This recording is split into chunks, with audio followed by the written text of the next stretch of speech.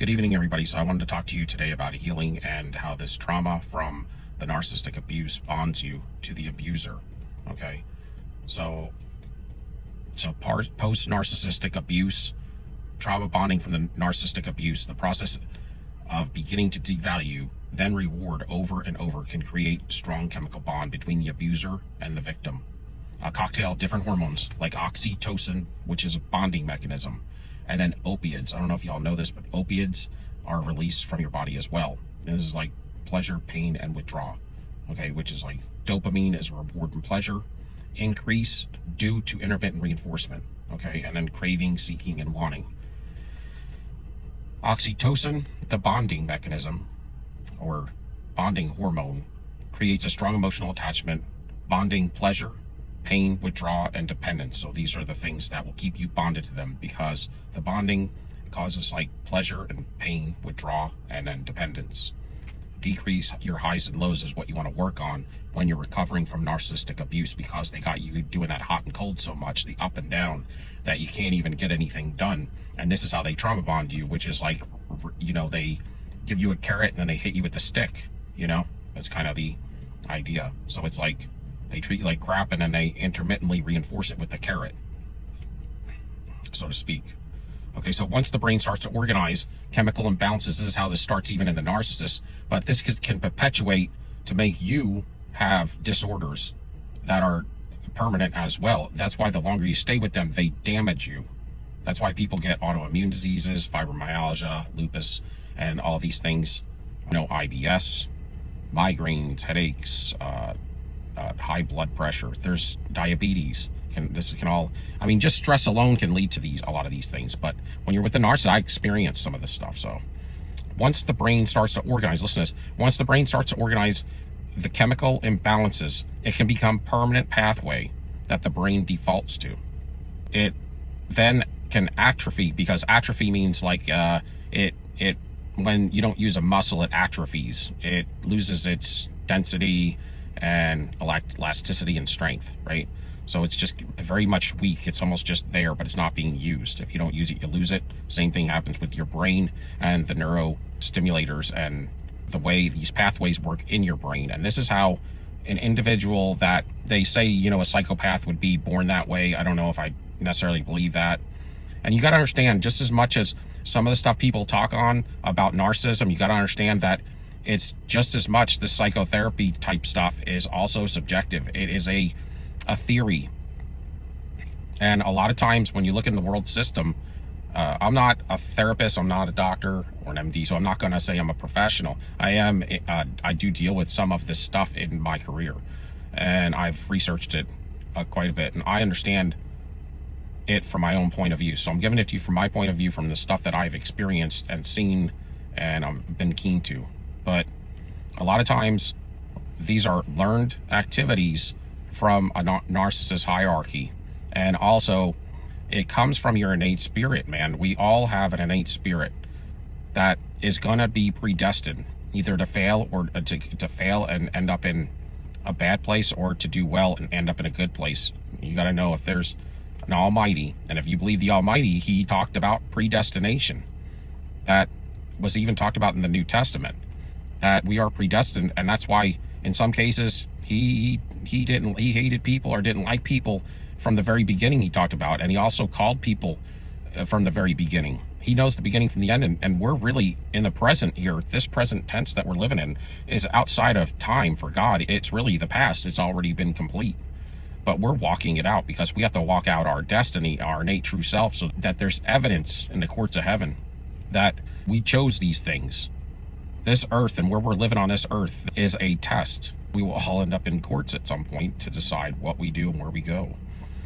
But once the brain starts to organize chemical imbalances, it can become a permanent pathway that the brain default to. Then it atrophies and forms because of lack of use of the normal brain activity that regulate chemicals used to stimulate other actions. And it'll quite either do, you know, one of a couple of different things. Like, so where you might need certain things to stimulate and regulate the chemicals in your brain, at some point in time, if you go down a certain road long enough, somebody can try to influence you. It doesn't mean you have to choose that route or that way. If that's the case, we would all end up evil. if you choose to, in the case of like a sociopath, says if you do not, it does not happen. The chemicals that would normally occur do not happen. As you start forming and causing sociopathic tendencies and lack of empathy, because you're not using it, you're forming new ways to get to the same answer, the same goal. It's kind of like you can ask for something from your parents when you're a child, but if you don't get it, then you could also go down the road of how can I steal it? You know, and this is the kind of stuff, these are pathways. And when you do things long enough, you end up losing your conviction, and you got to watch, really. It says to guard your heart with all diligence, because out of it comes the issues of life. And so you got to be careful. And I'm realizing this myself, that you can change for the better or for the worse. We are in our destiny's position right now to come into our fruition for our future. And so it can default. Once the brain starts to organize chemical imbalances, it can become permanent pathway that the brain default to. The atrophy, meaning the weakness, because you don't use it and it starts to die off, forms because of lack of use of normal brain activity that regulate the chemicals used to stimulate other actions. And what happens is, in say the sociopath, it doesn't happen, these stimulations. So the sociopathic tendencies and lack of empathy start to form because they're not using the right pathways. This happens through other pathways that are not normally used for that purpose. And so they're going down another road.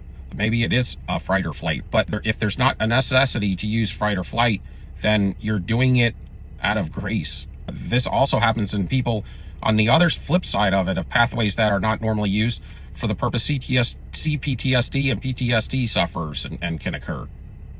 And so I think what you get is you can get people that deal with trauma and end up becoming the narcissist, and people that deal with trauma and stay somewhat intact but are damaged, but still have their love and empathy, and end up maybe with a lot more CPTSD and stuff like that.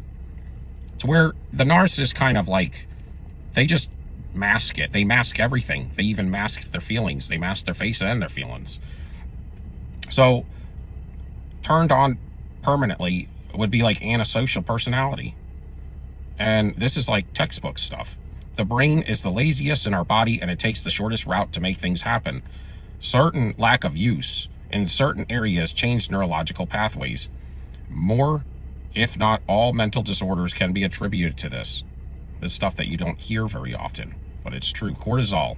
I want to talk about cortisol, okay? Because cortisol is something that gets you in this funk from this trauma bond. So the trauma bond starts where they love you, they put you on the highest pedestal, they build you way up here, they make you like God status. And then when they first meet you, they admire you, and then you usually end up sucking it in. You've never experienced it, and you think it's okay, but it's really not. You don't ever want to in life have too many highs and too many lows. You kind of want to keep things kind of middle ground the best you can to some degree, because when you have highs, a lot of times what comes after that is lows, deep lows. And what the narcissist does, they build this trauma bond in you, and this trauma bond causes mega highs and mega lows, because they built you up and then they devalue you and destroy you all the way down to the Death Valley, I call it. Okay. And so the trauma bond, even the love bombing phase of the trauma bond, you know, I used to think that was at least the good, I mean, it's a good part. It was the part that wasn't where they're not abusing you, but even in that, it's abuse. Even the trauma bond is heavy abuse. It's the worst abuse, because they're getting you to open up completely to them and trust them and to confide in them, to look at them as holding truth and justice. And then as soon as you give them your heart, right? Guard your heart with all diligence, because out of it comes the issues of life, right? Well, we didn't guard our heart, and we didn't know any better to some degree. We didn't know these people operate like this, right? That's why we have this channel, so that we could talk about the way these people think, because these individuals have gotten completely corrupted. And so I wanted to go over it, and Raz had asked me to do a thing on, you know, how to heal after narcissism, how to balance his life out after narcissism. And this is going to be a long one, I'm sorry, but I have to go over this. So it'll turn on permanently and to antisocial personality. Then you can get the CPTSD on the other side of it, and it can become permanent. You can see that the brain is the laziest body organ. Okay, so if that's the laziest organ in the body, then you best not get bad habits, because bad habits are hard to change. And why? Because of that. But cortisol is a stress hormone. Okay, this is where you get into fight or flight. When they get you to fear and they devalue and destroy you, You get anxiety and depression. You start second guessing yourself. You start getting very highly alert, and you can get paranoid. Because you have the type A personality. You have the cluster Bs, right? That's the narcissist. But you also have cluster As and cluster Cs. And they are like, the cluster A's and cluster C's are people that are very paranoid, and then people that are very anxious. Okay? And so what happens is the narcissist, if you have little bits of these traits, or if you dealt with them a little bit, when a narcissist comes into your life, they stoke that fire. So you won't become a cluster B, but you may get some cluster B tendencies over time if you're with them for years. Okay? Because habits form very easily in the brain, and they're hard to break.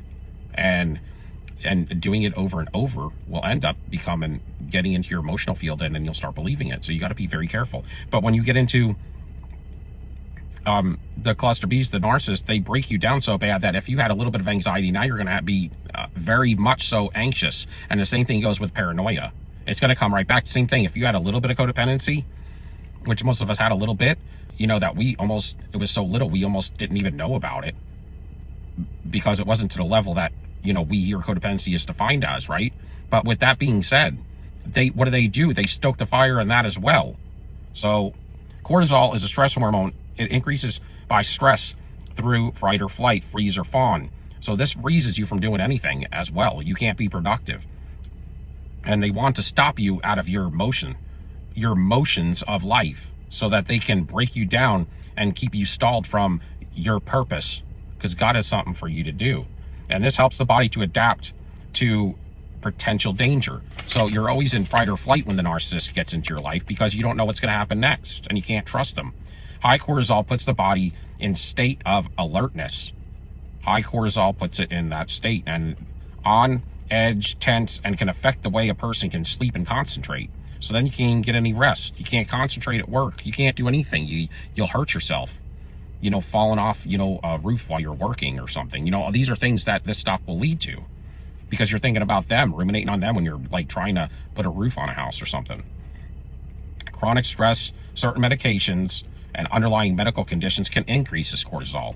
So you want to minimize your highs and lows when it comes to leaving the narcissist and narcissistic abuse. You have to balance it out. So that's why part of the no contact is you've been doing this so long, and now you're craving them when you don't see them for a while, because it's a drug. And so they're your drug and you're their drug. So then you crave each other. That's why they keep coming back as well, because they're addicted to you, your fuel. But you become addicted to them giving you validation. That's their fuel for you. And them coming back into your life for a minute, so you get relief. That's how it gets. So you got to balance that out. So you've been doing this with your hormones: cortisol, dopamine, cortisol, serotonin, oxytocin, and you get these highs and lows, and it turns into what a polysubstance drug abuser would look like. So you get addicted to them. That's why you got to break that bond, and it's a trauma bond. It's trauma bonding through hormones in your body. I mean, it also, you're connected in spiritual sense too. And if you have any underlying, you know, medications that can affect this, underlying medical conditions, or it will increase it. And stress, and that's what happens when you leave the narcissist. You have chronic stress. So you got to get on a balanced diet, eliminate alcohol and smoking, foods high in sugar and saturated fats. I know you don't want to a lot of times, but when you get away from the narcissist, you really want to heal and you want to change, and you know why you're doing it now. You want to eliminate your caffeine because it causes increase in cortisol. You want to get enough sleep, limit electronic devices before bedtime. A cool, dark place is a good place to sleep. Exercise regularly will help you get rid of that cortisol. See, a lot of times it's at its worst point when you're done with a narcissist, because you're not seeing them anymore and you got to level this stuff back out. And if you don't, you're going to get caught up in your own tracks. And that's why your own pathways to having to get that hit yourself. And then you'll be what is a chronic enabler to any narcissist. That's why they become basically, they'll have sex with anybody, because they're so addicted, it's consumed them. I mean, I hate to say that, but they are the true hoe, really, male or female. And you got to learn to relax and you got to slow things down. You know, reading, you want to limit your stress, have mindfulness, meditate, reading, praying, deep breathing, journaling, deep tissue massages. So people get trauma locked up in, I don't know if you know this, people get deep tissue massages, and it will sometimes make people cry because they have trauma locked in their muscles and in their tendons, and it will release that. It's stuck in there. It's kind of like when you went through the trauma, you froze, and when you froze, it locked that trauma in there. And if you don't get it out, it can cause also a lot of long-term illnesses. That's why deep tissue massages are good after chronic freaking narcissistic abuse, because they will destroy you in every way. And so you need to level off, and these are some of the ways. You consider supplements: salmon, flax seeds, chia seeds. Chromium pectinate is good for like your lowering your blood sugar, and if you do have diabetes. Vitamin C, magnesium, pre and probiotics, fiber, omega-3s from fish oils, and high doses of vitamin D3 and K2. Okay, therapy via personal visits to a therapist if needed. Medications. Sometimes a lot of people give antidepressants and panic anxiety meds a hard time, and I get it. But I'll say this: even if it's for just to get over a hump, man, it is worth it, because you can't be a nervous wreck. You got to get better, and sometimes these things a lot of times are necessary. Also, the narcissist will get you caught up, and they hijack your emotional field. So as you're getting your emotional field back, if you get on an antidepressant, it will help you to detach a little bit emotionally, because it really does numb things a little bit more. Okay, so I'm not telling you to live your life in numbness, but sometimes it might be good to numb it a little so you can get away from the narcissist, because you got to get off that hijacking from the emotional field of them. And sometimes like antidepressants will help with that. They definitely will. Okay, so to get your footing back, these things may be necessary. Hydration, water, y'all, you know that. And hobby. Okay, so picking up a hobby adds change to your energy, switch up that vibration, and you can dive into being a new person. So if you can find something that you're passionate about, like say you like to work on cars, you can buy an old car and start fixing it up, and just start everything about Mustangs.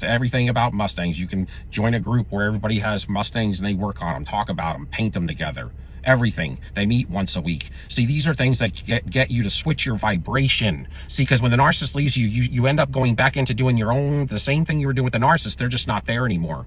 Okay, you got to switch that up. Whatever your regimen was with the narcissist, I always say typically you should go back to your original regimen, start there as a baseline, and then increase it, because you want to grow. And you have to push yourself, to grow. I mean, pain is love when it comes to working out, when it comes to pushing yourself, working that extra shift, things like that. So these are ways to help your pathways in your brain to form stronger, good, healthy boundaries and pathways. So picking up a hobby that you can dive into, it'll get your mind off the rumination as well. Time with non-toxic friends and family, with non-toxic. And if they're not available, then try to form new relationships with people. You have to reassess all of your relationships, because you're going to have some. If you had one narcissist in your life, there's more than one. Typically, it's family and friends that they're around you, and you have to reassess them and kick them out of your life, y'all. When you figure them out, kick them out. They may come a little bit different than a love partner relationship. That's what I found. But you'll see it. They'll be sucking off you. They'll be always borrowing money from you. They'll always left their wallet at home when you go out to dinner, stuff like that. They'll have passive aggressive, sayings around you, and they'll be overly negative. They'll laugh at things that aren't funny, stuff like that. You want to build good relationships with equal reciprocity, at least. That's what you're looking for, because equal reciprocity means they're not toxic, because they're not trying to get something out from under you. Reciprocity is your energy. Using your intuition is your best guide. Getting a pet for some people is good therapy, because that will get them to switch their energy as well. You're going to focus on getting off that rumination, focus on that pet, and that pet will love you back. Okay, so painful emotions. Painful emotions are going to occur, and they have a purpose, okay? You're not supposed to just drink them away. You're not supposed to just, forget about them, numb yourself from them. These are emotions that, as much as it sucks, you may have to stay. That's why we say to be in solitude a little bit for a while, for a time, because if you can process, the only time you're going to process these when you're all alone. There's no distractions. Shut off the TV and meditate. Let it hit you, okay? And feel depressed and feel kind of bad about it. It's going to hurt. It's going to be painful. But if you don't process it, it's going to stick with you. So what you do is you process the unpleasant experience. These emotions are necessary. The process of these emotions with no judgment, and then let them pass. Let them go, y'all. Drop them. Lay them at the cross. You're done. But you have to process it, because you were involved in it. You have to deal with it. Because if not, you're going to be flinging it on other people and reacting and popping off when certain things occur because you haven't dealt with this processing.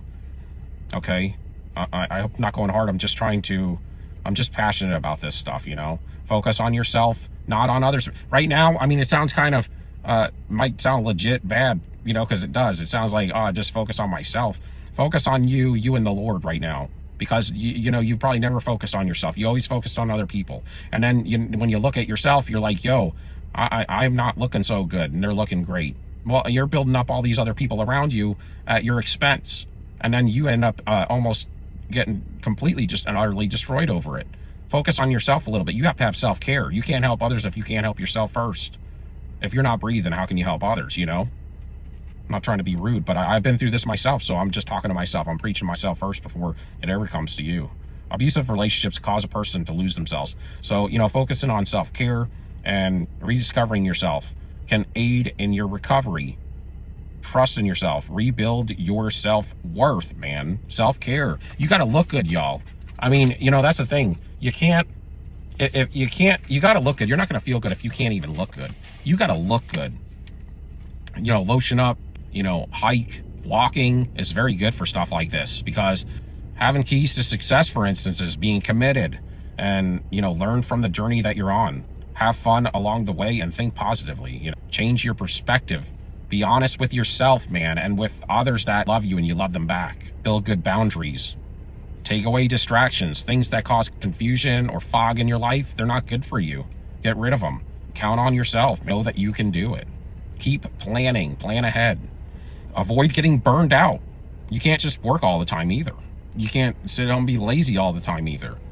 Get your balance right and push yourself, because people out here in this world, they're a lot of times, they're not trying to better themselves, but you are. So do it, I'm behind you. Stay passionate and have self-care, man. If you love yourself, I mean, if you don't look good, you got to look well groomed. You want to be clean, neat, orderly. You want your environment, your home to look clean. You want to be hygienically clean and all of that. I don't know y'all, but I know that, there's neglect there for some of y'all. Have some nice shoes, man. If you got shoes with holes on them, throw them out.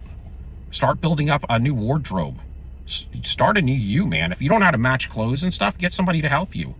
These are ways that you can build yourself up. Build some muscle, tone up, lose some weight, exercise. It's going to be good for you all the way around. It's your vessel. And if your vessel's not clean and healthy, you're not going to be happy. You're not. If you're eating all this fried foods and I have a hard time with some of the things. I've gotten off like fried foods, but I'm trying to do more of the, more of the high protein, low carb and complex carbs versus simple sugars and carbs, man. They're not good for you. A lot of water. And if you want to, you can even, if you know your blood type, you can look your blood type up, because some blood type, all blood types have, you can just Google it. There's every blood type has foods that don't work well with that blood type, and they will fatigue you and give you migraines and headaches and all kinds of things. I'm B positive, so for me, it's, I have to stay away from, it says tomatoes. The lactin in chicken can cause like clotting and stuff like that, and supposedly can cause possible strokes in people. It's a little bit theory based, but I believe it works because I've been trying it and it's been doing me well. Peanuts in B positive is not good, and also, wheat and corn for most of us is not good. But look up your blood type if you know your blood type. And that's it. This is for Raz, going out to you, brother. And my dude on TikTok. If you're on TikTok, follow me on TikTok, y'all. I just hit my 10,000 subs on there, or followers. I appreciate that. I'm about to hit 100,000 likes. I know there's people with millions of likes and stuff, but I just challenge myself, but I'm really here to help. I don't make anything off of this, so I love y'all. And if you're on TikTok, get on YouTube, Soldier Productions, same title, y'all. Follow me.